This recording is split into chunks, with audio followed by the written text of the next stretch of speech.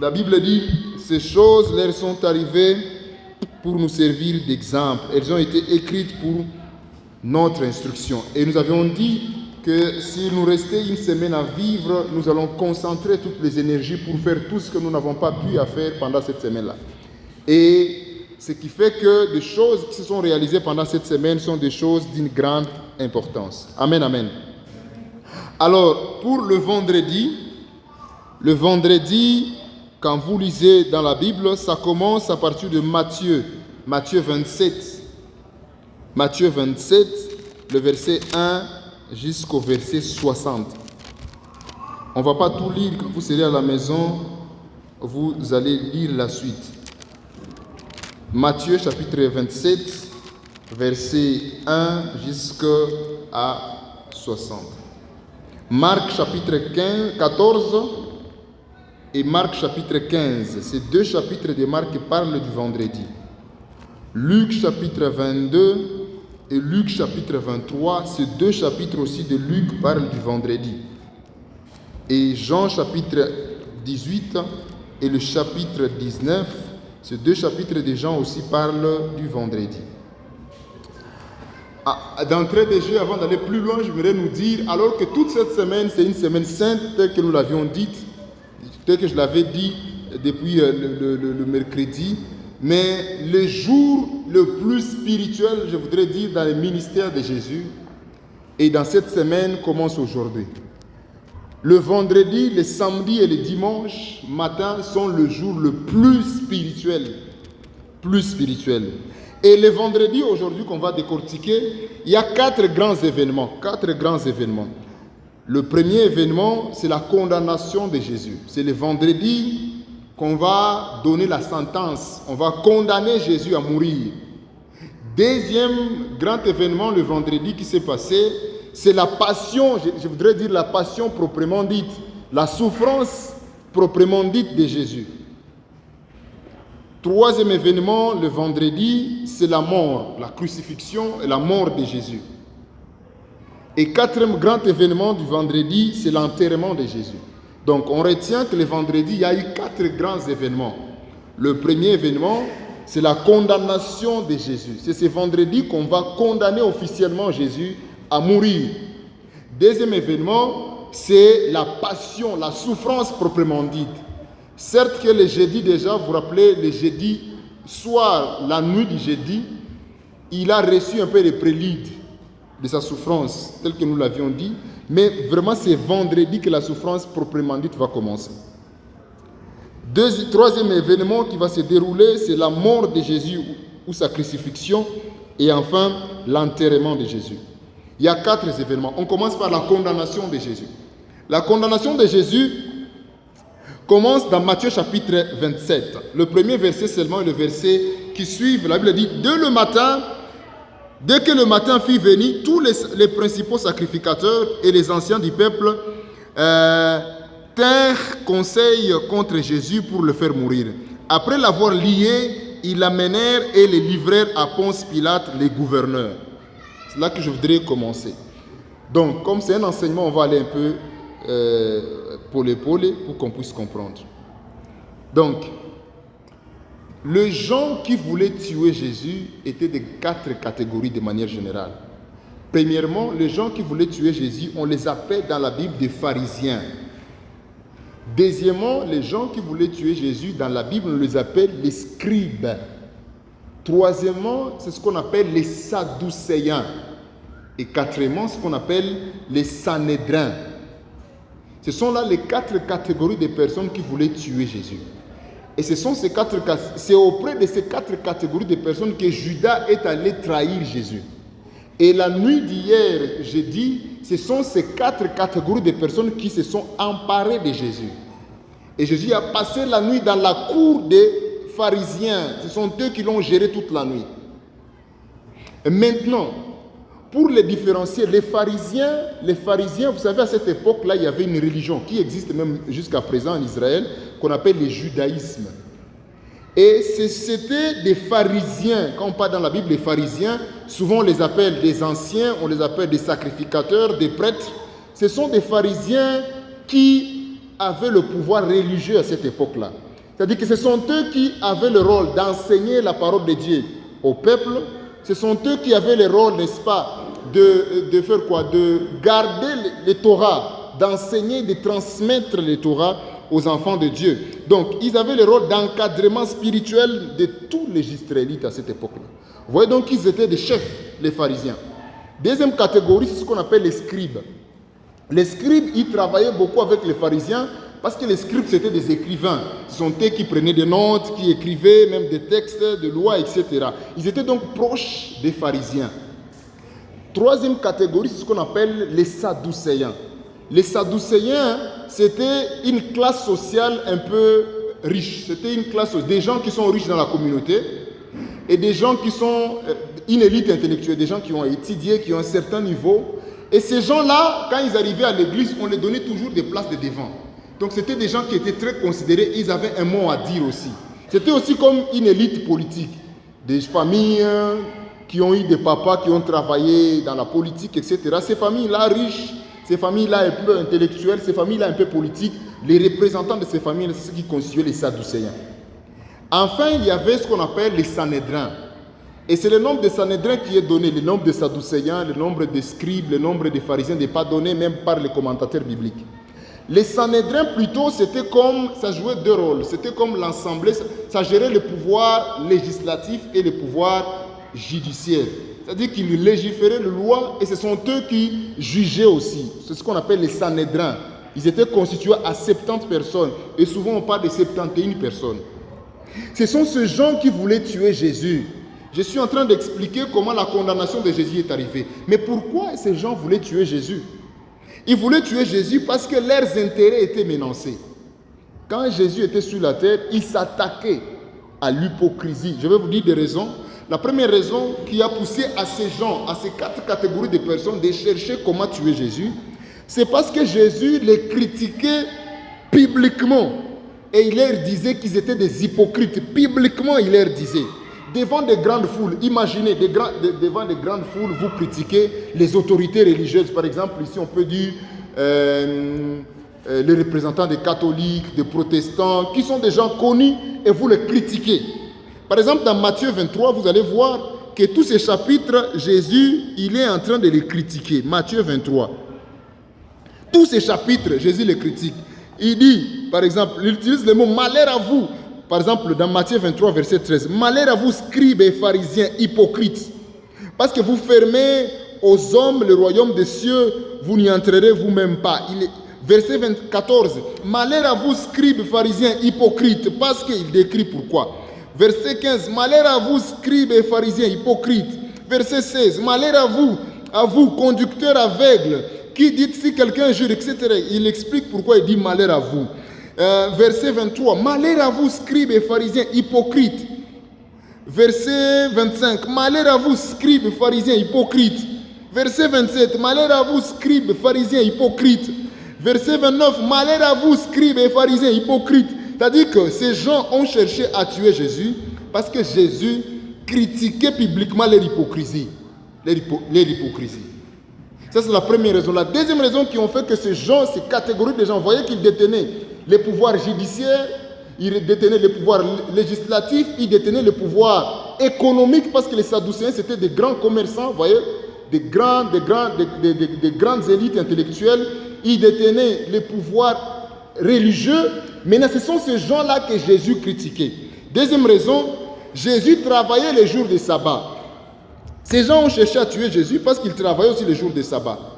Pour les pharisiens, les jours de sabbat, c'est les jours de repos, c'est-à-dire que les samedis, c'était les jours de repos. Le judaïsme, c'est les jours de repos. Et c'est ce que la loi de Moïse dit. Mais Jésus, lui, il violait ça. Dans Luc chapitre 16, 6 par exemple, Luc chapitre 6, versets 5 à 11, vous allez voir comment Jésus il est en train de guérir les gens le jour du sabbat. Il guérit les gens. Et ils font des réunions. Quand ils voient que Jésus guérit, ils font des réunions. Où petit tamouaï? Où petit qu'on a ping habitué tout yot? Troisième raison, c'est que Jésus ne respectait pas les traditions religieuses, notamment les traditions juives. Par exemple, un exemple que j'ai trouvé dans la Bible, c'est que pour les juifs, il faut se laver les mains avant de manger. Mais Jésus et ses disciples ne se lavaient pas ils ne se lavaient pas les mains avant de manger. J'ai un ami aussi qui se lave les mains, il se lave les mains avec le savon après. Même quand il arrive chez moi, on va manger, il se lave seulement les mains sans savon. Il vient utiliser le savon après. Mais Jésus, lui, il ne respectait pas. Pour les Juifs, ils avaient beaucoup de pratiques. Il fallait par exemple laver même ça, cette partie ici, laver les mains. Ils avaient beaucoup de pratiques comme par exemple les musulmans, comme beaucoup de pratiques et Jésus ne les respectait pas. Par exemple, vous allez lire dans Marc chapitre 7, versets 1 à 8. Marc chapitre 7, versets 1 à 8. Ici, Marc chapitre 7, versets 1 à 8, on lit ce texte. Les pharisiens et quelques scribes venus à Jérusalem s'assemblèrent auprès de Jésus. Ils virent quelques-uns des disciples prendre leur repas avec les mains impures, c'est-à-dire non lavées. Or, les pharisiens et tous les juifs ne mangeaient pas sans s'être lavés soigneusement leurs mains, conformément à la tradition des anciens. Et quand ils revinrent de la place publique, là où il y avait beaucoup de gens, ils ne mangeaient qu'après s'être purifiés. Ils ont encore beaucoup d'autres observations traditionnelles, comme le lavage de coupes, de cruches, de vases, de reins, etc. Verset 5, et les pharisiens et les scribes lui demandèrent à Jésus, pourquoi tes disciples ne suivent-ils pas la tradition des anciens, mais prennent-ils leur repas avec des mains impures? Jésus leur répondit, hypocrite. Amen, amen. Hypocrite. Ésaïe a prophétisé sur vous, ainsi qu'il est écrit, ce peuple m'honore par les lèvres, mais son cœur est éloigné de moi. C'est en vain qu'il est, etc. Il commence à décrire. C'est-à-dire que Jésus ne respectait pas leurs histoires. Et ils étaient fâchés contre Jésus. Ils étaient fâchés contre Jésus. Quatrième raison, c'est que Jésus fréquentait les pécheurs. Il fréquentait les pécheurs. Par exemple, dans Matthieu chapitre 9, versets 11 à 12, Jésus, il fréquente les pécheurs. Il est allé chez l'autre là, chez les publicains là. Comment il s'appelle l'autre là? Zachée. Et quand il est entré, les gens se sont dit, ces gars ici, qu'est-ce qui ne va pas? Parce que les pharisiens, ils se prenaient pour des petits dieux. Comme ce sont eux qui étaient des prêtres, des anciens, des sacrificateurs, qui étaient des chefs religieux, ils se prenaient, et Jésus était en train de leur dire, ce sont les malades qui ont besoin du médecin. Alors, il fréquentait les pécheurs. Pour les pharisiens, c'était mauvais, parce que Jésus se disait qu'il était serviteur de Dieu et qu'il venait de Dieu. L'autre raison, je ne sais plus encore l'ordre, il pardonnait les péchés. Il pardonnait les péchés. Ça a énervé les pharisiens. Dans Marc chapitre 2, versets 5 à 7, la Bible montre comment Jésus pardonne les péchés des gens. Et les pharisiens savaient, comme ce sont eux qui enseignaient la loi de Moïse, l'Ancien Testament, ils savent que celui qui peut pardonner les péchés, c'est Dieu et Dieu seul. Maintenant, ils rencontrent un jeune Galiléen, un jeune qu'ils ont vu naître, qui commence à dire, ouais,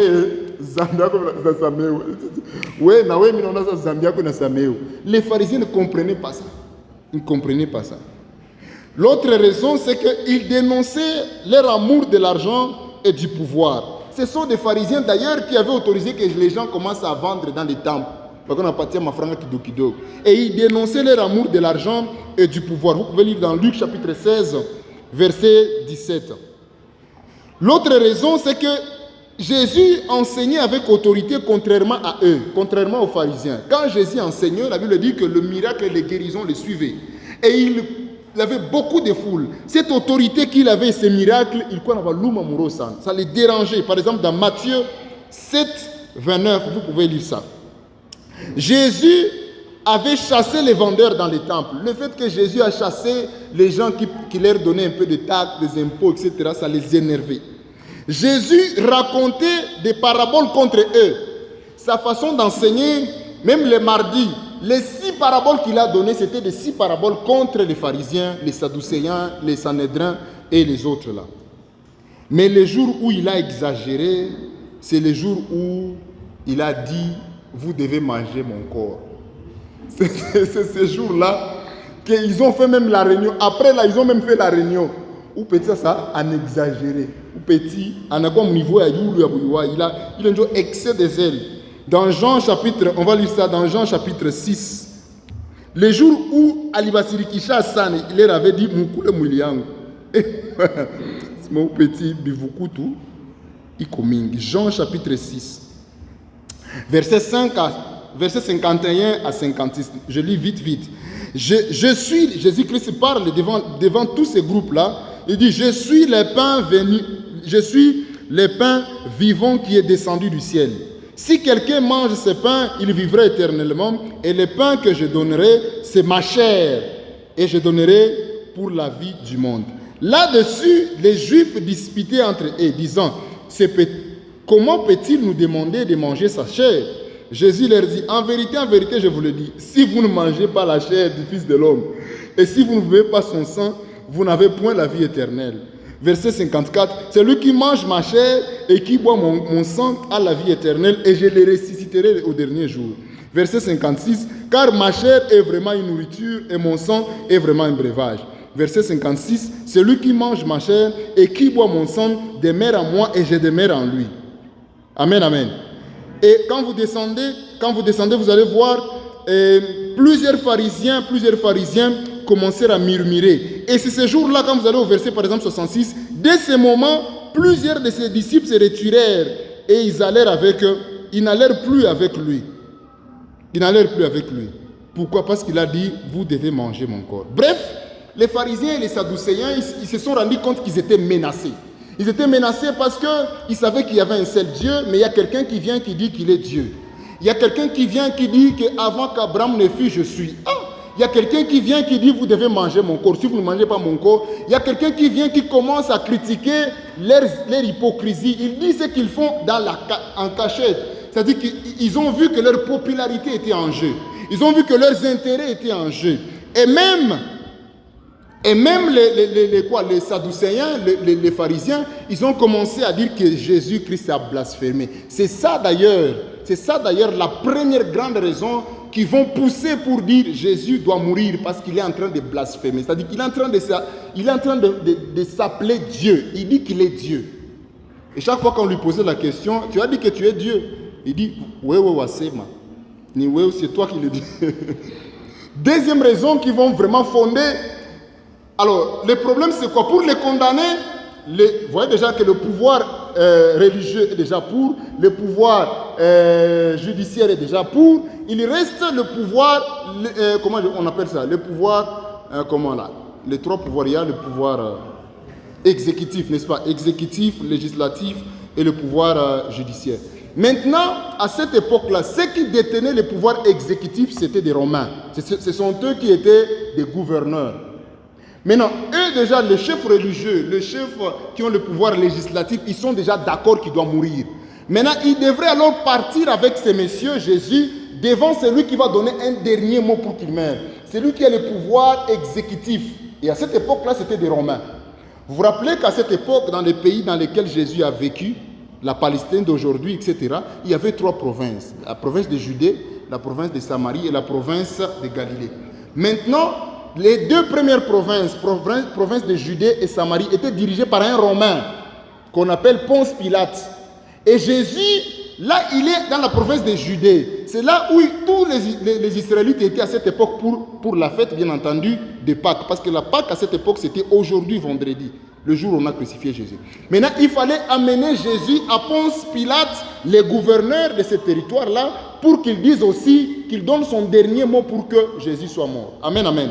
C'est ainsi que quand vous lisez, ils sont allés devant le gouverneur pour lui dire, commencer à expliquer beaucoup de choses. Et l'idée qu'ils ont partagée au gouverneur, au-delà du fait qu'il blasphémait, ils ont dit, celui-ci c'est votre opposant. Vous vous rappelez comment il est entré, on disait que c'est lui le roi des Juifs. C'est-à-dire qu'il y a ta coutoche, toi passer ça. Et tous les gens l'aiment. Alléluia. Alléluia. On voit quand on descend dans ce texte au verset 3, après que les pharisiens et les sadducéens ont conduit Jésus à Ponce Pilate, Judas a commencé à avoir des remords. Parce que Judas, j'ai compris, c'est comme si Judas pensait que ça ne va pas aller plus loin. Parce qu'il savait que Jésus ressuscitait les gens. Lui, Judas, je vais prendre mes 30 pièces et puis Boussikou, par exemple, le matin, va te faire la mouka à l'hypothèse à tout. Amen, amen. Quelqu'un qui ressuscite les gens. Quelqu'un qui m'a dit, l'iskio n'a pas collé, a mis la couleur tout il a, mais à gérer, il y a un petit problème. Mais quand Judas s'est rendu compte que apparemment le gars n'est pas en train de gérer la situation, il a commencé à avoir des remords. Au verset 3 de Matthieu chapitre 27, Judas a eu des remords après avoir vu que Jésus était condamné par les pharisiens. Et ça m'a enseigné une chose, c'est que quand Satan, vous vous rappelez, hier on a dit que Satan entrant dans Judas, quand Satan entre en toi, il te pousse vers un péché. Quand tu fais le péché, il sort. Mais il te laisse seul avec ton péché, mais une autre chose qu'il te laisse, ce sont des remords. Il commence à te rappeler, mais attends, oui. Oui, Seigneur, là tu es encore en train de faire ce péché. Tu as fini le péché là. C'est là qu'il te rappelle. Moi, président choral. Des remords. C'est ce que la Bible dit. Que Judas eut des remords après avoir vu que Jésus était condamné. Alléluia. Quand Satan te conduit vers un péché, il ne va pas te laisser seul. Il va te laisser avec des remords. Au verset 5, Judas alla se pendre. Et ça nous enseigne quelque chose, c'est que le salaire du péché, comme la Bible le dit, c'est la mort. Alléluia. La mort, quand la Bible parle de la mort, il y a deux morts. La première mort, c'est la mort spirituelle. Et on sent que quand Judas a pris la décision d'aller vendre Jésus, lui-même, il commençait déjà à se séparer des autres. La mort spirituelle, c'est la séparation avec Dieu, la séparation avec Jésus. Il s'était séparé. Même la nuit là, la nuit du jeudi, il n'était plus avec lui. Il n'était plus avec les autres. Pourquoi? Parce qu'il savait qu'il avait déjà péché. Et souvent dans nos églises, c'est comme ça. Vous allez voir quelqu'un, il sert le Seigneur. Certes, il y a beaucoup de raisons. Il peut être peut-être qu'il est occupé, c'est pourquoi il ne vient plus à la chorale. Mais je vous en conjure, parmi les raisons qui font que beaucoup de gens, vous le voyez, ils servaient avec vous, il ne vient plus. Au-delà d'autres raisons qui peuvent être là, il comme ma boulot quand tu as ta case, mais il ne vient plus. Vérifier quelque part, ça peut être un péché. Quelque part, ça peut être un péché. Quand vous le voyez, frère, moi, tout. Frère, moi, on est caractère, tout. Donc, on essaie de si vous avez le mot.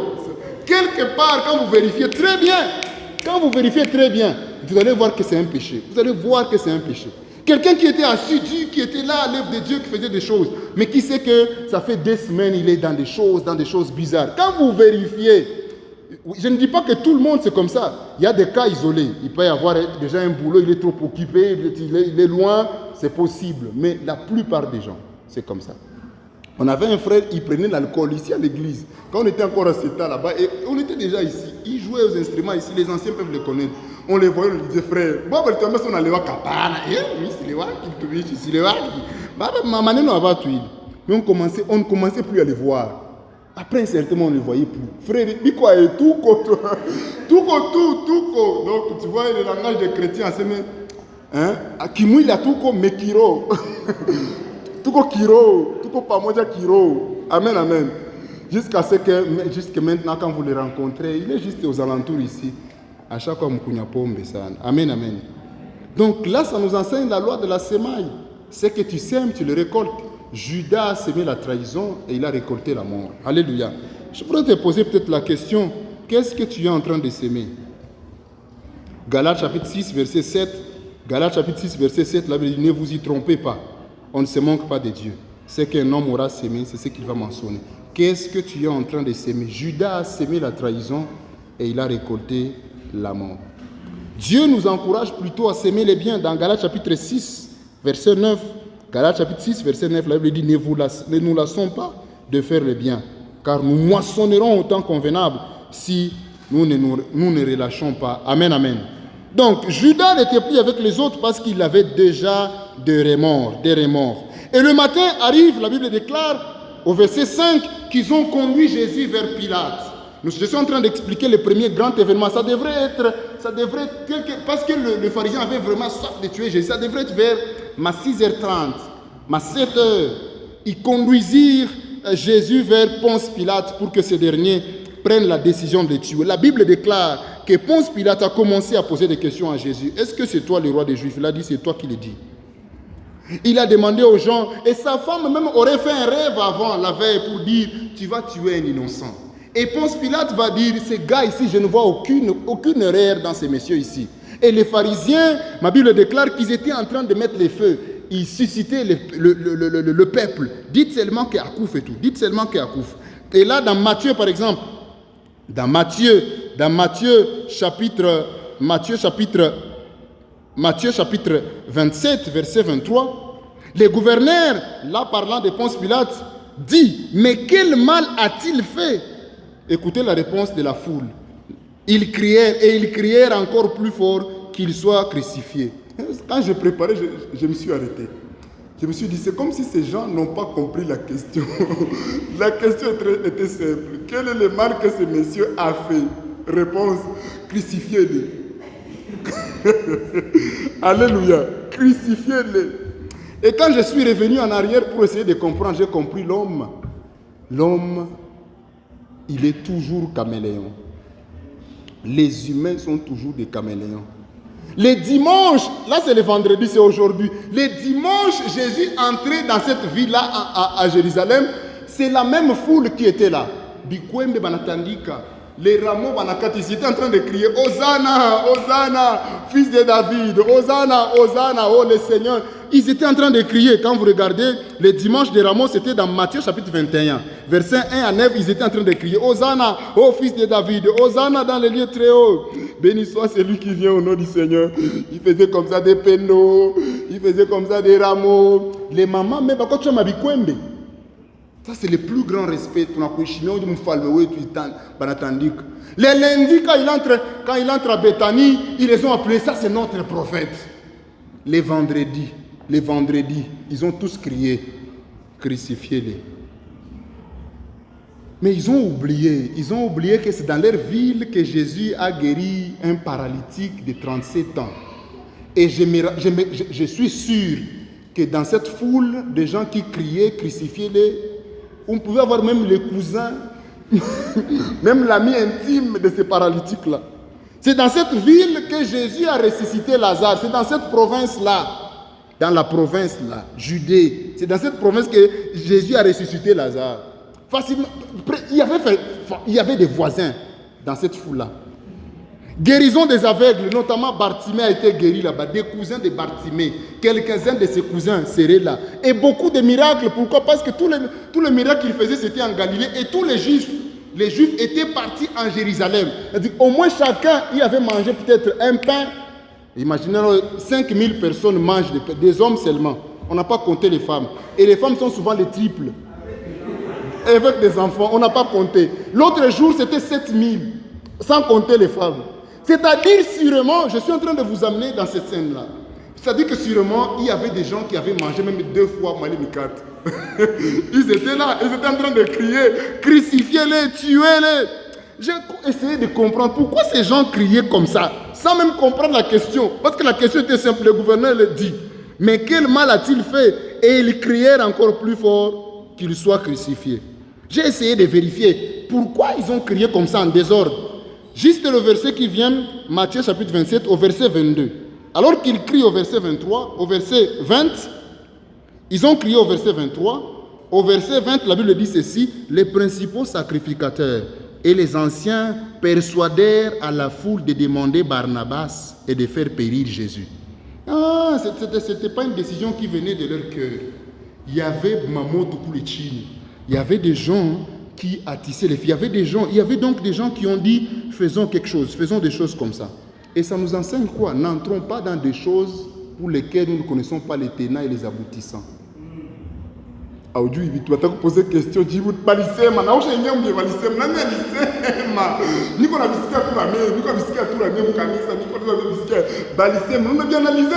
C'est ce qui s'est passé. Il y a beaucoup de gens qui criaient.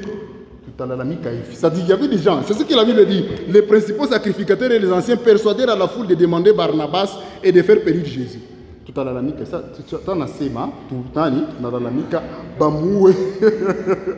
je comprends pourquoi ils n'ont même pas compris la question. Parce qu'ils avaient déjà des choses à dire. C'est-à-dire, même si Pilate pouvait dire mon nom c'est qui, il devait répondre comme ça. Parce qu'ils ne savaient rien. Amen, amen. N'acceptons pas naïvement des choses de la foule. Il y a des choses qu'on nous dit et vous les acceptez directement. N'acceptons pas naïvement des choses, c'est ce que ça nous enseigne. Amen, amen. Alléluia. Après ça, la Bible déclare que lorsque le peuple a beaucoup crié, Ponce Pilate s'est lavé les mains et il les a livrés Jésus. Mais avant de livrer Jésus, là ça devrait être aux environs de 8h, 8h30. Avant de livrer Jésus, il s'est dit, vas-y, Minjo Kiaz, amen, amen. Et ça, on va lire ça dans combien? Dans Matthieu, chapitre 27. Matthieu 27, le verset 26. Ponce Pilate veut livrer Jésus. Veut livrer Jésus aux pharisiens pour qu'ils le tuent, mais il dit, battez. La Bible dit, quand vous lisez 26, Matthieu, permettez, cherche le verset, Matthieu 27, verset 26, la Bible dit ceci. Alors Pilate leur relâcha Barnabas et après avoir fait battre des verges Jésus. Amen, amen. Quand j'ai essayé de comprendre quelle est la qualité des verges qu'on utilisait, c'est ce qu'on appelle dans les langages, ce qu'on appelle la flagellation. La flagellation, c'était quoi? C'était un système où les gens, ils avaient un fouet, et à la fin de ce fouet, il y avait soit des métals, soit des os. C'est-à-dire que quand on mouche les fimbo, ou que soit kachuma, wala mamisumari, mabitumwa hivi, wala mamifupa banafunda kwa les fimbo. C'est ça ce qu'on a utilisé pour battre Jésus. Et ça devrait être probablement vers 8h, 8h30. Pourquoi je donne ça? Parce que la Bible explique quand est-ce que Jésus est monté à la croix. Jésus est monté à la croix à 12h juste. 12h juste. Mais il est mort à 15h, après 3h. Je vais expliquer tout ça. Maintenant, lorsque Ponce Pilate a libéré Jésus, mais il ne l'a pas libéré directement dans les mains des pharisiens. Il a libéré Jésus dans les mains des soldats. C'était l'erreur grave. Verset 26, alors Ponce Pilate les relâcha Barnabas et après avoir fait battre des verges Jésus, il les livra pour être crucifié. Mais les livra à qui? Verset 27, les soldats du gouverneur conduisirent, Pilate livre Jésus aux pharisiens. Mais les soldats d'abord ont récupéré l'histoire. Les soldats du gouverneur conduisirent Jésus dans les prétoires et ils assemblèrent autour de lui toute la cohorte. La cohorte. Qu'est-ce qui se passe? C'est-à-dire que quand les soldats qui étaient là et les pharisiens et le public qui était là a compris que Ponce Pilate a lavé les mains, il a demandé qu'on tape d'abord Jésus, on a tapé. Et après il a dit, je vous les donne pour que vous puissiez les crucifier. Ceux qui l'ont récupéré directement, ce sont les soldats. Ils l'ont directement récupéré. Ce qui est drôle, c'est qu'ils l'ont conduit quelque part, on l'appelle les prétoires. Les prétoires, c'était un endroit où on donnait, on donnait des jugements. On faisait des jugements. Quand vous suivez des films des royaumes, vous allez voir qu'il y avait des cadres où le roi pouvait venir pour donner un jugement. Et les soldats l'ont récupéré. Mais ce qui est étonnant, ils assemblèrent autour de Jésus toute la cohorte. La cohorte, c'est le bataillon. C'est-à-dire que c'est un nombre de soldats. La cohorte ou le bataillon est constitué de 400 à 600 soldats. C'est ce qu'ils ont fait pour gérer Jésus. Ils ont mis autour de lui 400 ou 600 soldats. J'ai commencé à analyser, j'ai compris que c'était une erreur grave. Ce sont ces soldats qui ont géré Jésus à partir de 8h, 8h30 jusqu'à avant 11h, 11h30, avant qu'il ne monte sur la croix. Et ils étaient, vaut mieux les pharisiens qui l'ont tapé la nuit. Pourquoi vaut mieux les pharisiens qui l'ont tapé la nuit? Vous vous rappelez que la nuit de jeudi déjà, ils ont craché sur lui, ils ont tapé Jésus des coups. Mais maintenant ici, ce ne sont plus des pharisiens qui les gèrent. Maintenant, ça devient des militaires. Quelle erreur! Vaut mieux être tapé par des pharisiens. Parce que ces pharisiens, ils étaient de grands chefs religieux. Probablement, il y avait beaucoup de vieux entre eux. Il y avait beaucoup de vieux entre eux. Ils pouvaient taper des gifles. Maintenant, on les livre entre les soldats. Les bataillons, une cohorte comme ça, en Rome, si vous faites la gestion, vous allez voir, c'était 400 à 600 soldats au milieu. Dieu va vous gérer. Quelle erreur! La nuit, c'était 700 vieillards, 700 papas. Maintenant, ce sont des jeunes autour de lui. L'erreur, c'est quoi? C'est que quand vous êtes tapé par un soldat, ça dépend de son humour. Si c'est lui qui a passé la garde, Boussik yote lala. Boussik yote lala moile baridi. Kofi yake ya asubuhi. Make iko na kulipisha ile nguvu yote ya baridi yote na kuishia. Et probablement tous les soldats ont des caractéristiques communes. Ils prennent un peu de chanvre, un peu de cigarette, un peu de sapilo. Imaginez, ce sont ces gens, Dieu n'a tout pas moyen. Et sur 400 personnes, le minimum, 400, le maximum, c'est 600 personnes. Et quand vous commencez dans Matthieu 27, verset 28, ils ont commencé à les gérer. La Bible dit, la première des choses qu'ils ont faites, ils ont d'abord ôté son vêtement. J'ai compris pourquoi vous avez ôté son vêtement. L'autre vêtement qu'on appelle un manteau écarlate. Quand j'ai cherché, c'était un habit comme si, mais c'était un habit léger par rapport à l'habit qu'il portait. L'objectif était simple. Quand on va commencer à fouetter, qu'il est fouet à isikie kumwili. C'est-à-dire que transparent. Ça c'est Matthieu 27, 28 à 29. Quand vous descendez au verset 29, ils tressèrent une couronne d'épines. Ils tressèrent, parce qu'au pluriel qu'on est en train de... C'est-à-dire que si c'est 400 personnes, ils se mettent ensemble pour concevoir couronne des épines. Tia une mouille va pas faire, si après nous quoi qui tu vas pas, permet dans les sites au parle. Oui, tia une mouille va pas. Tia mouille va pas. Ils tressèrent une couronne d'épines. Au verset 30, les soldats crachèrent sur lui. Hier c'était 700. C'était 71 personnes. Maintenant c'est 400. 400 à 600 soldats.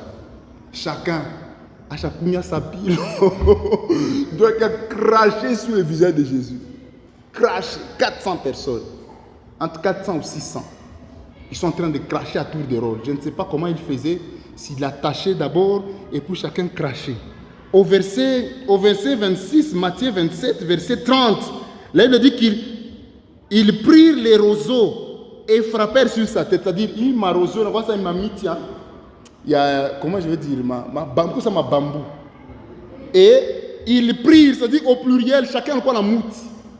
Et ils ne tapaient pas hier, ils tapaient sur sa tête, c'est ce que la Bible dit.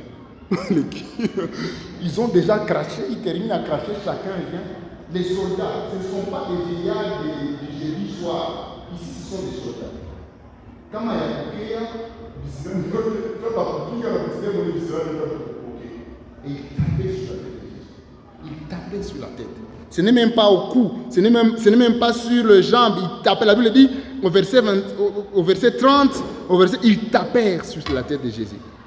Après ça, au verset 31, il se moquait de lui. Oui, il se moquait de lui. Ils commencèrent à se moquer de Jésus. Au verset 34, ils lui donnèrent un vin mêlé de fiel, donc quelque chose donc un breuvage un peu amer. Après ça, ils les crucifièrent. Là, c'était déjà vers 11h. 11h30. Ils l'ont emmené. Il est fatigué. Vous vous rappelez que Jésus n'a pas mangé. La dernière fois où il a mangé, c'était le jeudi vers 16h, 18h, 17h. Il fait la dernière scène avec les disciples. Et puis il monte à la montagne. Toute la nuit du jeudi, il n'a pas mangé. Et la nuit du jeudi d'abord, on l'a tapé des coups, des gifles et des crachats. Je m'imagine qu'il ne s'est pas lavé même le visage. C'est-à-dire que le crachat d'abord de la nuit, certains crachats étaient encore sur son visage. Parce que imaginez le crachat de 70 personnes. Et puis des coups. Je m'imagine que la nuit même, on ne peut pas te taper des gifles. On va dire des coups de poing et des gifles. Je m'imagine qu'il y avait un peu de sang dans les narines, dans la bouche. Et le matin, ils l'ont amené avec ses sangs, avec ses crachats, et ils l'ont amené devant Pilate. Pilate dit, Moumouan, je pense. Et puis il les met entre les mains des soldats, les soldats qui ont commencé à les frapper aussi, à les frapper. Après, ils ont craché sur lui. Après avoir craché sur lui, ils ont cherché chacun un bambou. Et ils n'étaient pas en train de taper aux cuisses. Ils ne tapaient pas sur les mains. La Bible déclare que c'est sur la tête qu'ils tapaient. Ils tapaient sur la tête. Et puis ils ont mis la couronne d'épines sur lui et ils lui ont donné sa croix pour la porter. Les commentateurs disent que c'est la partie verticale qui devrait apporter. Parce que la partie horizontale devrait déjà précipiter là-bas. Et cette partie du bois pouvait peser entre 35 et 70 kilos. Quelqu'un qui est fatigué déjà à mort. A-t-elle enseigné que la Bible montre qu'il a été incapable de transporter ça. Et Simon, un autre Simon qu'on appelle Simon, il a pu l'aider en cours de route. Tout ça pourquoi? Quelle est la faute qu'il avait faite? Tout ça c'est pour toi et pour moi. Maintenant, en quoi la passion de Jésus, la souffrance de Jésus nous est utile? Parce que le sang qui coulait quand on tapait Jésus, quand on insultait Jésus, les blessures qui sortaient avec la flagellation,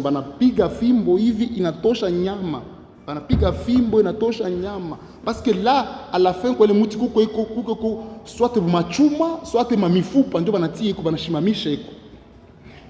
ces souffrances de Jésus étaient en train, ces blessures de Jésus, par sa souffrance et ses blessures, Christ a pris les blessures qui étaient les nôtres. C'est nous qui étions censés prendre ces blessures-là. C'est ce que Ésaïe est en train de dire, Ésaïe 43, verset 4, dit « Cependant, ce sont nos souffrances qu'il a portées. C'est nous qui avions péché. Lui, il n'était même pas pécheur. Et d'ailleurs, Ponce Pilate, il dit « Je ne vois même pas aucun mal dans cet homme. » Il a pris nos péchés, les douleurs que nous devions subir, les crachats. Hier, je vous ai dit que personne ne peut tolérer même 4 crachats de 4 personnes. 4 crachats. Mais lui, il en a pris d'abord la nuit plus de 70 crachats. Et puis la journée, il en a pris plus de 400, de 500 crachats sur lui, des choses qui étaient pour nous. 1 Pierre chapitre 2, verset 24, là, il dit « Lui qui a porté lui-même nos péchés en son corps », ça c'est 1 Pierre 2, 24, « en son corps sur le bois, afin que, morts au péché, nous vivions pour la justice. » Ça c'est c'est le moment de souffrance que Jésus a passé. Je ne sais pas décrire ça. Mais j'étais en train d'essayer de vous amener dans le contexte.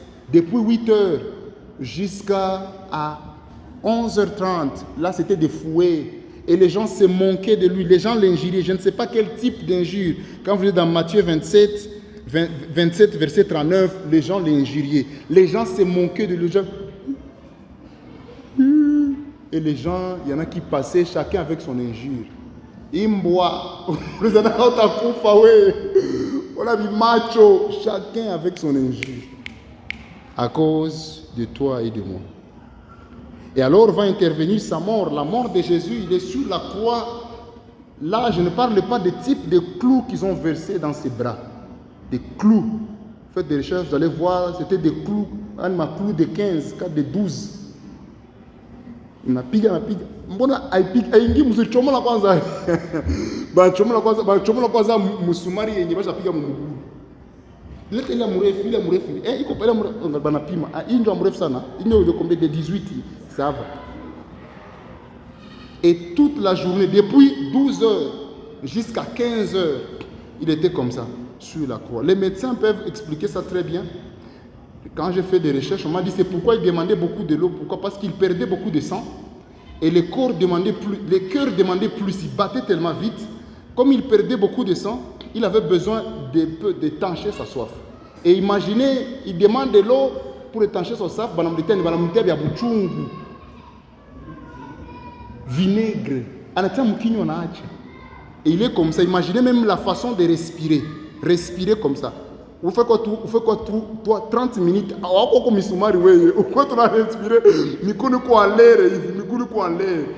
on était des enfants, la punition la plus grande c'était ça. Ukifanya 20 minutes, papa, maintenant lui de 12 heures jusqu'à 15 heures. La crucifixion de Jésus, c'était une mort très douloureuse. Très douloureuse. C'était une mort réservée aux criminels et aux esclaves. C'est pourquoi même sur la croix, je pense que le voleur qui va dire, tu es en train de dire que ce Messie ne méritait pas cette place ici. Parce que lui, il n'est pas voleur, il n'est pas criminel, il n'est pas sorcier. Ça, c'est nous qui méritons ceci. C'était la punition publique pour vous décourager tout le monde. C'était une mort honteuse. Beaucoup de commentateurs bibliques se mettent d'accord qu'il était nu sur la croix. Beaucoup de commentateurs bibliques. Ils se mettent d'accord qu'il était nu sur la croix. Parce que quand vous lisez, vous allez voir qu'ils se sont emparés de ses habits avant de le faire monter sur la croix. Ils se sont emparés de ses habits. D'autres commentateurs disent non, on pouvait pour des questions de pudeur, on mettait peut-être un petit ici seulement. Mais il était comme ça, beaucoup de commentateurs, nus. À cause de quoi? C'est lui qui est sur la croix, qu'on est en train d'injurier, qu'on est en train de taper, c'est le grand Dieu. Je comprends pourquoi dans les cieux, quand Dieu a dit je vais envoyer, que tout le monde était silencieux. Michael a fait semblant. Gabriel a fait ça à Rijou. Je vais envoyer que les archanges les gardaient. Parce que je m'imagine, je comprends même pourquoi Jésus avait beaucoup pleuré à Gethsemane.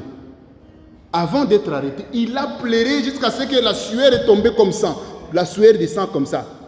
Il voyait, la Bible montre qu'il voyait la vision de la souffrance. Même à un certain moment dans sa dimension humaine, il commence à dire, Seigneur, est-ce que tu peux éloigner de moi cette coupe? Ce que je vous explique, ce n'est rien. Ce n'est rien les gifles qu'il avait reçus, les coups, les crachats. Les crachats. À cause de les injures, il se disait à l'intérieur de lui-même, ils ne savent pas que je suis Dieu. Il est tapé. Et les gens qu'il a aidés, les gens qu'il a guéris, les gens qu'il a sauvés, les malades qu'il avait, les cousins des gens, ils étaient là, ils se sont moqués de lui. Qu'est-ce qu'il a fait? Ils ne savent pas. Pilate cherche qu'est-ce qu'il a fait. Un innocent est mort alors que c'était nous qui étions prévus de mourir. Le salaire du péché, c'est la mort. Et la Bible dit que tous ont péché ici. Ils sont privés de la gloire de Dieu. C'est toi et moi qui devrons mourir. Mais il a accepté de prendre notre place.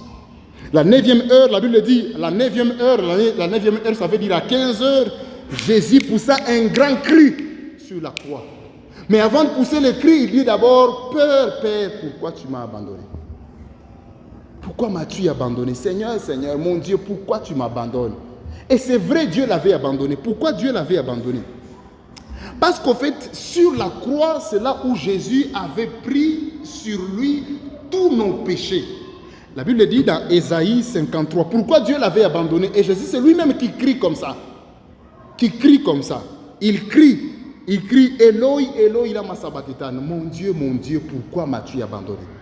Pourquoi Dieu l'a abandonné? Parce que sur la croix, c'est sur la croix où il a pris tous nos péchés. Ésaïe 53, verset 6, partie B, la Bible dit, et l'Éternel a fait retomber sur lui l'iniquité de nous tous. Ésaïe 53, 6. 1 Pierre chapitre 2, verset 24. Lui qui a porté sur lui-même nos péchés en son corps sur le bois, afin que, morts au péché, nous vivions pour la justice. Lui, par ses meurtrissures, duquel nous avons été guéris. 2 Corinthiens chapitre 5, verset 21. 2 Corinthiens 5, 21. C'est lui qui n'a point connu le péché, Dieu l'a fait devenir péché pour nous, afin que nous devenions en lui justice de Dieu. Lui, il n'a pas péché. En lui, il n'y avait pas péché. Il était innocent. Mais tout le péché de l'humanité, nos péchés, il a mis sur lui. Et Jésus était sur la croix avec tous ses péchés. Quand Dieu le regarde, il se rend compte qu'il ne s'identifie plus en Jésus. Jésus, rempli de péchés, entouré de péchés de l'humanité, Dieu l'a abandonné. Et c'est là qu'un prédicateur disait que Jésus était devenu comme un serpent sur ce bois-là. Il était devenu un serpent sur ce bois. Parce que le serpent, c'est l'image, en quelque sorte, de péché, c'est l'image de Satan. Il était devenu un serpent, mais un serpent qui sauve. De la même manière, comme Jean est en train de dire, de la même manière, Moïse a élevé les serpents dans le désert. Il fallait que le Fils de l'homme aussi soit élevé de la même manière, comme un serpent. Mais ce que j'aime, c'est que ce n'était pas un serpent d'airain, mais c'était Jésus. Serpent, pourquoi? Parce qu'il y avait tous nos péchés autour de lui. Mais ce que j'aime, c'est que de la même manière, le serpent d'airain dans le désert, celui qui avait la morsure, quand il regardait sur le serpent d'airain, il était guéri. De la même manière aussi, Jésus sur la croix, avec nos péchés, alors que nous avons été mordus par le diable, et le venin du péché est entré en nous. Le péché naturel est entré en nous. Quand nous regardons à Christ, le serpent d'airain, nous sommes sauvés. Alléluia. Qu'est-ce que la mort de Jésus a fait de nous sur la croix? Qu'est-ce qui s'est passé? Qu'est-ce qui s'est passé sur la croix et qui est important pour nous? La première des choses qui s'est passée sur la croix, la mort de Jésus est utile pour nous parce que c'est la mort de Jésus qui nous a donné, premièrement, l'accès direct à Dieu. L'accès direct à Dieu. Et la Bible dit, vers la 9e heure, de 12 heures jusqu'à 15 heures, il y eut des ténèbres sur toute la terre. Et à 15 heures, quand il est mort, la Bible déclare dans Matthieu 27, verset 51, j'ai dit que le premier avantage de la mort de Jésus sur la croix, ça nous a donné l'accès à Dieu, l'accès direct à Dieu. La Bible dit dans Matthieu 27, verset 51, et voici les voiles du temple se déchirant en 2 morceaux, depuis le haut jusqu'en bas. Il y avait un temple qui avait les lieux saints, les lieux très saints, les lieux saints et le parvis. Et il y avait entre les lieux saints et le parvis, il y avait un voile. Il faudrait qu'il y ait une seule personne, un souverain sacrificateur et une seule fois l'année qui peut entrer dans les lieux très saints avec nos problèmes. Et ce jour-là, la Bible dit que le voile s'est déchiré. Un symbole pour dire qu'on n'a plus besoin de souverains sacrificateurs. C'est pourquoi la Bible est en train de dire qu'il a alors fait de nous des souverains sacrificateurs, nous tous. Parce que nous avons accès direct à Dieu. Il nous a donné accès direct à Dieu. Alléluia. Nous n'avons plus besoin de passer par Marie pour prier Dieu. Nous n'avons plus besoin de passer par Branham pour prier Dieu. Nous n'avons plus besoin de passer par Mahomet, par Bouddha. Nous avons besoin de passer par Christ qui est lui-même le Dieu incarné dans la chair qui nous a donné accès au Père. Amen, amen. Deuxième avantage de la mort de Jésus sur la croix. Quand il meurt pas à 15 heures juste, deuxième avantage, c'est qu'il nous a directement réconciliés avec Dieu. Il nous a réconciliés avec Dieu. Nous étions éloignés de Dieu, mais Christ nous a réconciliés par sa mort à la croix avec Dieu. Romains chapitre 5, verset 10. Romains chapitre 5, verset 10. La Bible déclare, car si, lorsque nous étions ennemis, nous avons été réconciliés avec Dieu par la mort de son Fils. À plus forte raison, étant réconciliés, serons-nous sauvés par la vie de Jésus. Vous pouvez lire aussi dans 2 Corinthiens chapitre 5, verset 18 à 19. Troisième chose qui s'est passée directement avec la mort de Jésus sur la croix, c'est que tous nos péchés ont été pardonnés. Tous nos péchés ont été pardonnés. Ce que j'aime, avant même qu'il ne meure, avant que nos péchés ne soient pardonnés, Jésus lui-même, dans son amertume, il a commencé à pardonner les gens.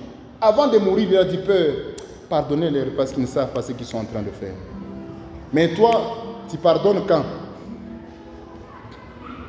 Dans pas ça, 2 ans, nous avons observé. 2 ans, nous avons observé. Nous avons observé. Comment badiri? À pas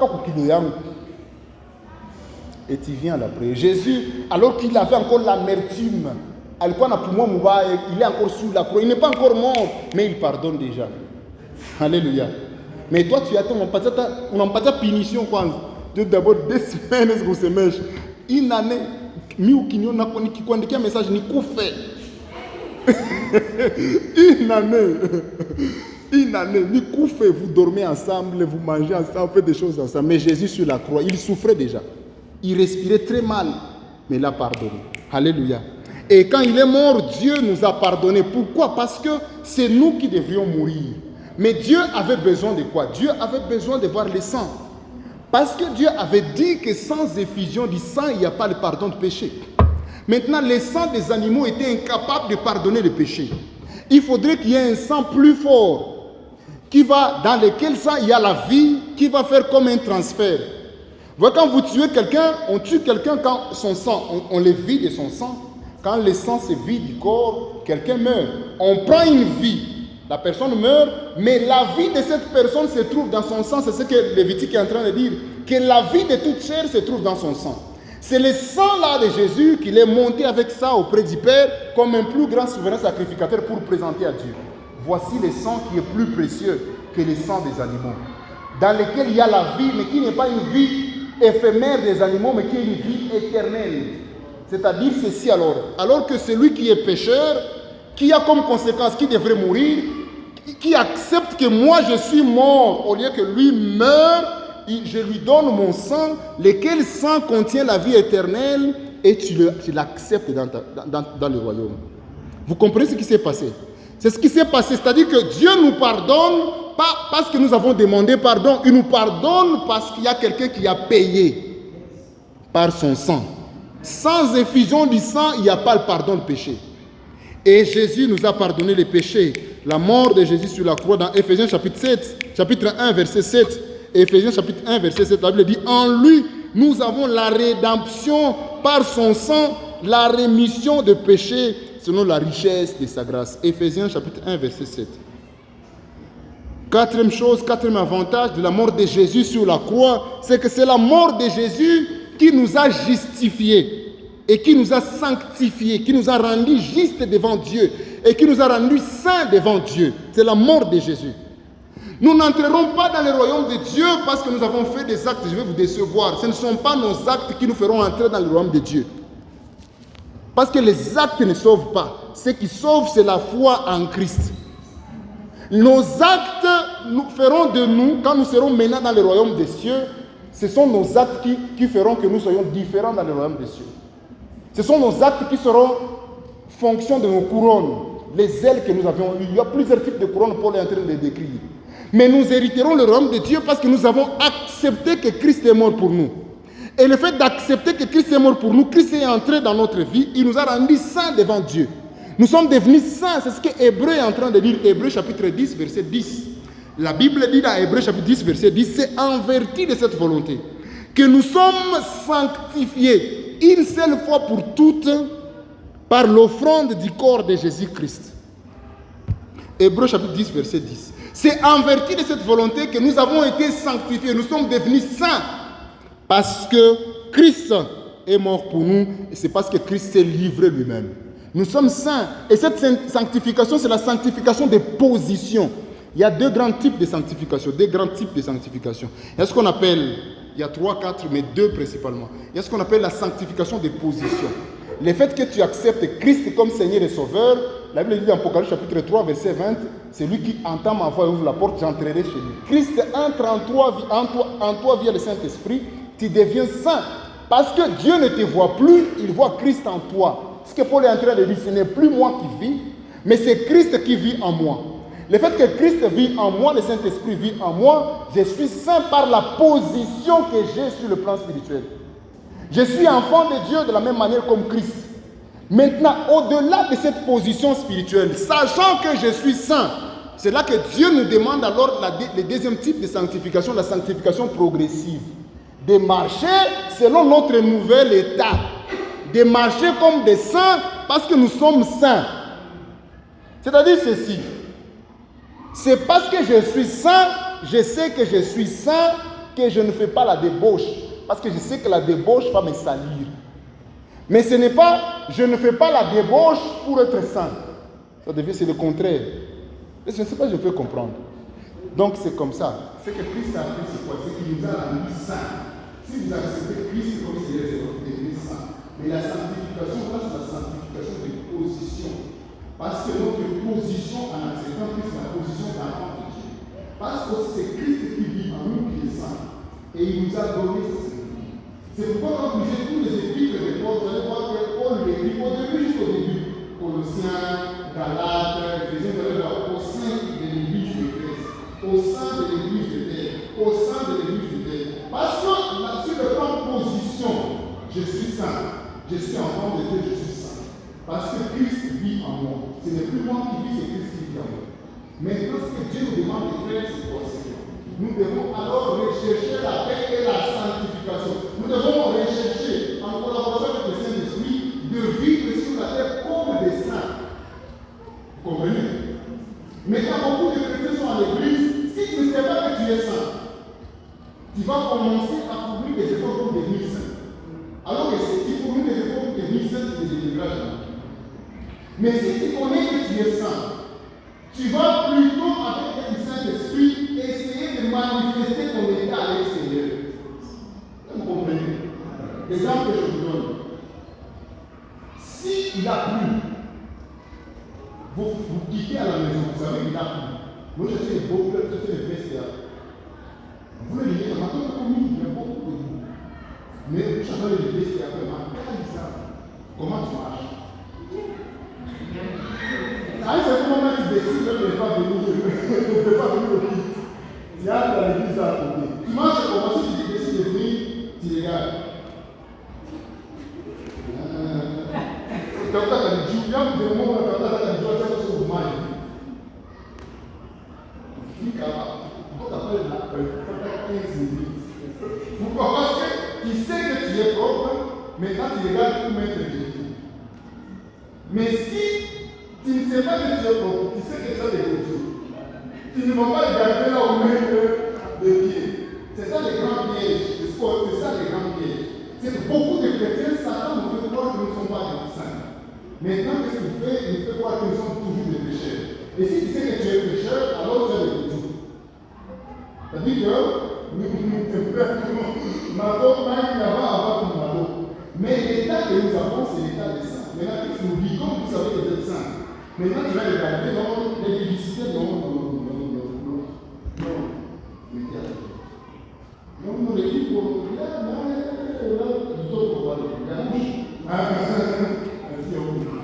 vous comprenez? Sachant qui vous êtes saints, vous marchez, vous exhibez ce que vous êtes en Christ. Et là, ça veut dire que c'est l'existe bien simple. Je ne trompe pas ma femme, c'est pas parce que je lui dis, je ne te trompe pas parce que je t'aime beaucoup, c'est pas parce que je t'aime beaucoup. Je vous en conjure. Nous sommes enseignants à l'université. Je vous en conjure. Quelle créature. Mais je n'attends pas d'abord parce que je sais qui je suis. Je sais que je suis enfant de Dieu. Je sais que je suis saint. J'ai connu les sacrifices que Jésus a fait pour moi. Je connais que j'ai une nature différente. Je suis devenu une nouvelle créature. Toutes les choses anciennes sont passées. Paul est en train de dire, je considère même comme ces choses-là comme la boue. À cause de l'excellence de la connaissance de Christ. À cause de l'excellence de la connaissance de qui je suis devenu. Ma femme, si je ne la trompe pas, elle est à troisième niveau de raison. Le premier niveau, c'est d'abord parce que je connais qui je suis. Le deuxième niveau, parce que j'ai des valeurs. Je ne fais pas ça, c'est ma valeur. Je ne fais pas ça parce que je suis un humain sérieux. Et puis, ça devient parce que j'ai épousé quelqu'un. Je vais demander à quelqu'un de marcher ensemble. Je ne peux pas le faire. Mais alors, plus tu connais ton état, ça fait quoi? Ça fait que tu seras en train d'exhiber ça. Si tu ne connais pas qui tu es, tu vas te comporter bizarrement. Alléluia. Donc, la mort de Jésus sur la croix nous a pardonné nos péchés et nous a justifiés, nous a rendus saints. Nous a rendus saints devant Dieu. C'est ce que Hébreux 10 est en train de dire. Hébreux chapitre 10, verset 10. C'est en vertu de cette volonté que nous sommes sanctifiés une seule fois pour toutes. Et c'est là à cause de l'offrande de Jésus-Christ. L'autre avantage, c'est que c'est la mort de Jésus-Christ sur la croix qui nous a donné la paix avec Dieu. La paix avec Dieu. Dans Romains chapitre 5, verset 1, la Bible dit, étant justifiés par la foi, nous avons la paix avec Dieu par notre Seigneur Jésus-Christ.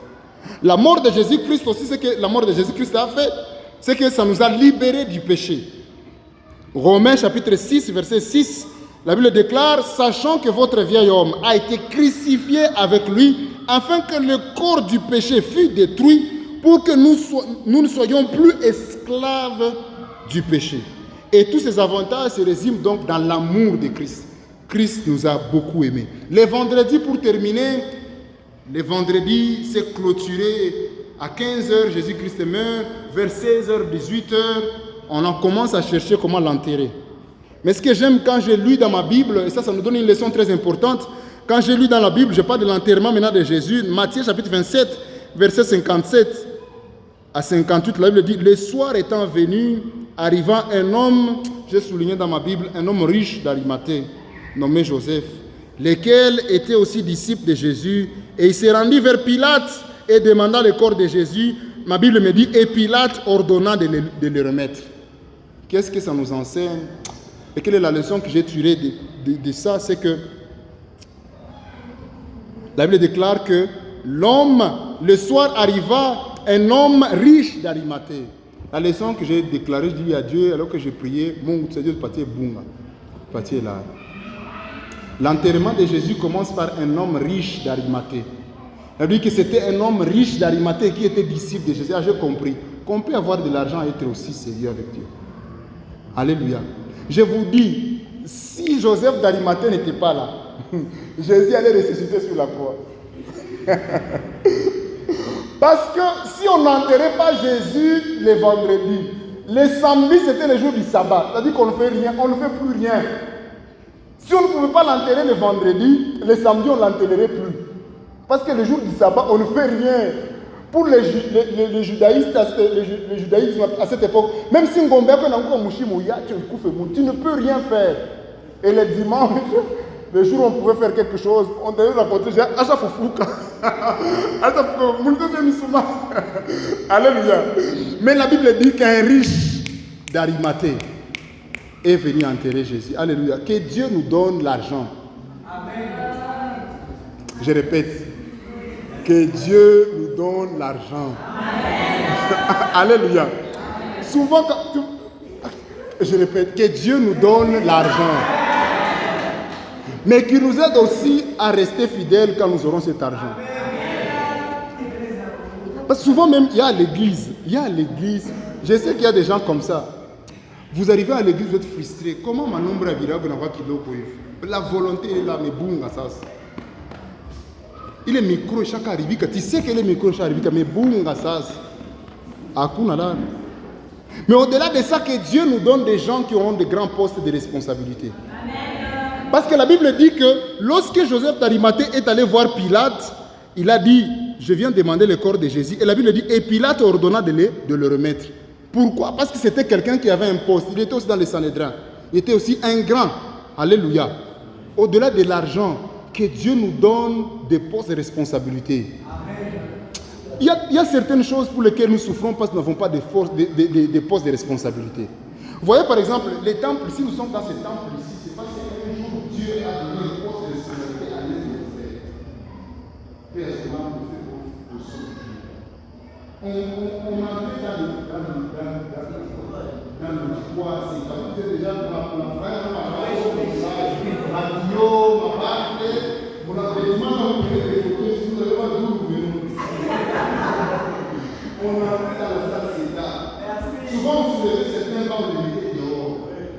Et les gens s'étaient déjà frustrés. On venait à la télé, en bas, il y a une famille là-bas. Et souvent, vous avez ça, là. Vous nous dérangez, c'est comment vous commencez à vous dire, est-ce que Dieu a un peu d'écouter cette prière? Mais Dieu a suscité l'un de nos frères, il est venu déjeuner. Et nous avons trouvé la partie. Que Dieu nous donne le ministre de cette église. Alléluia. Que Dieu nous donne de charger le programme de cette église. Que Dieu nous donne le corps de cette église. Pour qu'il soit en train d'aller aider la cause de l'église avec les gens. Alléluia. Joseph d'Arimathée, c'est là qu'il était riche. Il est parti voir Pilate. Dans cette époque-là, Pilate, si vous ne le savez pas, il était gouverneur des deux provinces. Province de Judée et de Galilée. C'était lui le président de la République dans cette partie-là. Et il a dit qu'il est allé le voir. J'ai dit quoi? Un petit mandat, pas un million. Ça a été quand même monté là. Mon parti, mon père va toucher le petit. Ça, il faut être un homme qui impose responsabilité. On va aller aussi loin. Amen. Que Dieu nous donne les chrétiens ministres. Amen. Qui sont en train de prendre des décisions. Il y a des choses. Il faut demander à Dieu. Oui, ça nous énerve à un certain moment. Il y a des petits trucs comme ça. On ne veut pas cotiser. Les histoires ne veulent pas cotiser. C'est quelqu'un seulement qui doit donner $1 facilement comme ça. Que Dieu nous donne l'argent. Il y a quelqu'un qui croit que Dieu peut nous donner l'argent. Il y a quelqu'un qui croit que Dieu peut nous donner l'argent et on peut rester fidèle. Joseph, il était disciple de Jésus et il avait l'argent et il avait des postes de responsabilité. Amen, amen. Alléluia. Alléluia. Ça, c'est très important. Les samedis, pour terminer, les amis. Donnez-moi un peu de temps, je termine avec les samedis. Les samedis, il n'y a pas beaucoup de choses. Les samedis, Jésus dort dans le tombeau. Les samedis est considéré comme un jour de silence. Silence, pourquoi? Parce qu'il n'y a rien qui s'est fait. Jésus n'a pas prêché, il n'y a pas de disciples, etc. Ce qui a été fait seulement, c'est qu'on a mis des gardes autour du tombeau de Jésus. Mais c'est considéré comme un jour de silence. Vous voyez même, c'est pourquoi demain on n'aura pas un culte. Parce que c'est considéré que demain samedi, c'est un jour de silence. Un jour où il n'y a pas d'activité. Non seulement qu'à cette époque, c'était le jour de sabbat, mais aussi pour nous, on s'est dit, il n'y avait pas grand-chose. On n'a pas prêché ces jours-là, il n'y avait pas grand-chose. Mais ce que j'aime, même s'il n'y avait pas grand-chose, il y a déjà un grand travail. Et d'ailleurs, je voulais vous dire que c'est le jour le plus spirituel de tous ces autres jours de la semaine sainte. Les samedis, la journée de demain, c'était le jour le plus spirituel alors. Le plus spirituel. Il n'y a rien qui s'est fait avec les yeux des hommes. Les hommes n'ont rien vu. Mais sur le plan spirituel, il y a beaucoup de choses qui sont réalisées. J'aimerais dire à quelqu'un, même si tu ne vois rien, Dieu travaille. Même si tu ne vois rien maintenant, tu ne vois rien, tu postilles, on ne t'appelle pas. Mais j'aimerais dire à quelqu'un que Dieu est en train de travailler. Il travaille dans l'ombre, il travaille quelque part où toi tu ne vois pas. Il y a quelque chose que Dieu est en train de faire. Alléluia. Et les évangélistes, tous les évangélistes n'ont rien dit sur le samedi. Il faudrait que le Saint-Esprit vienne inspirer 2 personnes pour nous dire qu'est-ce qui s'était passé le samedi. Il a inspiré Pierre et il a inspiré Paul pour nous dire qu'est-ce que Jésus a fait le samedi. Que les gens n'ont pas vu avec les yeux. J'aimerais dire à quelqu'un, même si tu ne vois rien, Dieu travaille. Ton problème là, tu le vois, il est grand, mais Dieu travaille même si tu ne vois rien. Et j'aimerais dire que le silence de Dieu le samedi ne signifie pas l'inactivité de Dieu. Ça ne signifie pas que Dieu ne fait rien. Ton problème, ça te choque, mais Dieu travaille. J'ai donné cet exemple, je pense, le samedi, que les disciples étaient avec Jésus dans la barque, ils pensaient que Jésus dormait seulement. Mais le silence de Jésus ne signifiait pas son absence. Le silence de Jésus ne signifiait pas qu'il ne savait pas la situation qui est là. J'aimerais dire à quelqu'un, même si ta requête n'est pas encore exaucée, Dieu la connaît très bien. Et il travaille. C'est ce que Paul est en train de dire, que toute chose concourt, travaille au bien de ceux qui aiment Dieu. Alléluia. Et le samedi, qu'est-ce qui s'est passé que les gens n'ont pas vu? La première chose qui s'est passée, c'est que Dieu, Jésus-Christ, quand il était sur la croix le vendredi, quand il est mort, la Bible déclare qu'il a remis son esprit à Dieu. Il a dit, devant toi, entre tes mains, je remets mon esprit. Mais son corps était resté sur la croix et on l'a amené dans le tombeau. Mais son âme, le samedi, est descendue dans le séjour des morts. Celui qui nous révèle ça, c'est Pierre. Dans 1 Pierre chapitre 3, verset 18 à 19. 1 Pierre chapitre 3, verset 18 à 19, la Bible dit, Christ aussi a souffert une fois pour les péchés, lui juste pour les injustes, afin de nous ramener à Dieu. Ayant été mis à mort, le jour où il était mort, ayant été mis à mort quant à la chair, mais ayant été rendu vivant quant à l'esprit, dans lequel aussi il est allé prêcher aux esprits en prison. C'est-à-dire que le travail que Jésus-Christ a fait le samedi, dans le séjour des morts, il est descendu dans le séjour des morts. Vous vous rappelez ce que j'avais dit, c'est que quand Satan a désobéi, il est parti avec le 1/3 des anges. 1/3 des anges. C'est-à-dire si au ciel il y avait 3 anges, Satan est parti avec un ange. S'il y avait 30 anges au ciel, Satan est parti avec 10. Parmi les anges de Satan, il y avait un ange qu'on appelle l'ange de la mort. Et c'est beaucoup écrit dans la Bible d'Apocalypse. C'est un ange qui est parti avec Satan et qui avait avec lui la clé de séjour des morts et de la mort. L'ange de la mort. C'est-à-dire que tous ceux qui mouraient, les Moïse, les Abraham, les Isaac, tous, ils étaient capturés par cet ange de la mort là-bas dans le lieu de séjour des morts. Toutes les âmes des saints étaient capturées là-bas. Était géré par le diable. Ça fait partie des raisons qui ont poussé à Jésus de venir lui-même. Parce qu'il fallait libérer tous ceux-là qui ont travaillé pour Dieu dans les séjours des morts. Et Dieu est légaliste, il devrait passer par un chemin légal. Comment j'arrive là-bas dans les séjours des morts? J'accepte de mourir. Mais quand je meurs, c'est un transport qu'on me paye pour aller là-bas. Je meurs, mais c'est un transport. Ni Bajaj, donc l'ange de la mort, il a précipité quand Jésus-Christ est mort, il a pensé que il m'a fier. J'étais dans Nazareth, il a oublié comme Jésus, en tant qu'humain, il avait une âme, cette âme devrait être retirée aussi par l'ange des ténèbres. Quand il est arrivé là-bas, la Bible déclare dans 1 Pierre chapitre 3, verset 18 à 19, il a commencé à prêcher à toutes les âmes qui étaient là. La deuxième chose que Jésus-Christ a faite, c'est Paul qui nous décrit la chose là. Il a demandé la clé de la mort et du séjour de mort. C'est-à-dire, il n'a même pas discuté. Petit, le fond, parce que famille. Le pasteur disait un jour, quand Satan était dans son salon, avec ses enfants, ses amis, il disait sur la liberté, c'est quoi, il dit ça.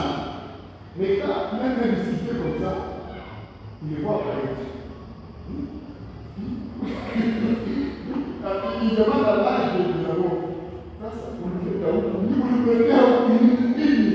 L'âge de la mort est plus. Enfin, il avait un corps. Tout celui qui a les corps, moi je l'ai ramené ici, je l'amène sur l'âme, c'est un problème. Et il dit, amène la tête. Et la Bible déclare qu'il a libéré tous les saints. Le samedi, il a libéré tous les saints. Et écoutez ce que d'abord Hébreu dit pour vous montrer qu'il est allé prendre la clé. Hébreu chapitre 2, versets 14 à 15, la Bible dit, ainsi donc, puisque les enfants participent au sang et à la chair, il y a également participé lui-même afin que par la mort, il a anéanti celui qui a le pouvoir de la mort, et c'est-à-dire le diable, et qu'il délivra tous ceux qui, par la crainte de la mort, étaient toute leur vie retenus dans la servitude. Il y a des gens qui étaient retenus dans la servitude. Tous les saints étaient retenus. Et il est parti, la Bible dit, pour anéantir. Il a anéanti celui qui avait la puissance de la mort, c'est-à-dire le diable. Et il a pris la clé. Dans Matthieu chapitre 27 alors. Matthieu chapitre 27, ça c'est le samedi. Le dimanche matin, Matthieu chapitre 27, alors qu'il a déjà la clé de la mort et du séjour de mort. Matthieu 27, versets 52 à 57, à 53, la Bible dit, les sépulcres s'ouvrirent et plusieurs corps de saints qui étaient morts ressuscitèrent. Étant sortis des sépulcres après la résurrection de Jésus, ils entraient dans la ville sainte et apparurent à un grand nombre de personnes. Alléluia. Jésus-Christ, quand il ressuscite, il ne ressuscite pas seul, parce qu'il a déjà la clé de la mort et du séjour de mort. Il est venu avec, la Bible dit, les dimanches quand il est ressuscité, tous les saints, la Bible dit qu'il marchait. On voyait les esprits, les esprits de Moïse, d'Élie, on voyait l'esprit d'Ésaïe. C'est là que m'avait dit que Moïse, que Ésaïe a eu ses amis là, dans le séjour de mort quand ils étaient là. Ses amis se montraient de lui, Ésaïe, prophétisé qu'un fils nous est, qu'un enfant nous est donné, mais on a nommé mort de reste. Un fils nous est donné où? Ces jours-là, quand ils étaient là, dans le lieu, dans le séjour de mort, Isaïe a dit à Moïse, ouais, c'est le prophétisé. Un fils nous est donné, un enfant nous est donné. Alléluia. Et Christ, la Bible déclare que Christ est revenu à la vie avec tout le monde. Et c'est là que dans Apocalypse chapitre 1, verset 18, Apocalypse chapitre 1, verset 18, la Bible déclare, je suis le premier et le dernier, c'est Jésus-Christ qui le dit. Les vivants, j'étais mort et voici je suis vivant au siècle des siècles. Je tiens la clé de la mort et du séjour des morts. C'est Jésus-Christ qui dit. Il dit, je tiens la clé de la mort et du séjour de la mort. C'est pourquoi il dit ceci dans 1 Jean chapitre 5, verset 11 à 14. Il dit, voici ce témoignage. C'est que Dieu nous a donné la vie éternelle. Celui qui a, et cette vie est dans son Fils, celui qui a le Fils a la vie éternelle. Pourquoi? Parce que la vie n'est plus gérée par le diable. C'est pourquoi la Bible dit dans Hébreu, heureux ceux qui meurent dans le Seigneur, parce qu'ils se reposent de leurs œuvres. Pourquoi? Parce que c'est Christ qui gère. Nos âmes ne descendent plus dans les enfers. Nos âmes, nous les enfants de Dieu, ne descendent plus dans les séjours de mort. Ils vont dans un endroit de repos. Alléluia. Parce que Christ a fait ce travail-là. Alléluia. Alléluia. Ce qui nous donne la confiance aujourd'hui, nous croyons en Christ. Pourquoi? Parce que nous avons la confiance que Christ a vaincu la mort. Et de la même manière, il a vaincu la mort. Et c'est lui qui gère la clé de la mort et du séjour des morts. Même si nous mourrons, alors nous serons ressuscités. Et j'ai compris pourquoi Paul dit que la mort est un gain. Ainsi, pourquoi il fallait là, quand il a le Christ soit fait. Et le plus grand niveau, j'ai dit ça dans mon livre, c'est que quand tu deviens chrétien, si tu veux évaluer que tu es devenu chrétien, c'est le jour où tu commences à ne pas avoir peur de la mort. Le jour où tu n'as plus peur de la mort, là tu sais que je serai géré par le Seigneur. Tu ne peux pas voir Dieu si tu ne m'aimes pas. Tu travailles pour Dieu, mais tu penses que tu vas voir Dieu et tu ne meurs pas. Alléluia. Je voudrais que nous puissions prier. On va chanter ces chants d'Annie Bozoko. On va dire merci à Dieu pour l'œuvre salvatrice, pour tout ce que Christ a fait. Alléluia. Si vous me permettez, dans 5 minutes, on va chanter encore ces chants. On l'a chanté, n'est-ce pas? Et puis, on va prier le Seigneur. Est-ce qu'on peut se lever? On peut se lever dans quelques minutes. Alors que nous serons en train de chanter ces chants, tu vas te rappeler de ce que Christ a fait pour toi sur la croix et les avantages d'être enfant de Dieu. Jésus-Christ dit, il est fier, il dit, je suis le chemin, la vérité et la vie. Je suis la résurrection. Alléluia. Et celui qui m'accepte aura la vie éternelle. Yesu niyo yetenam salaba wako uoni kisima safiche yekusa kema msalaba musa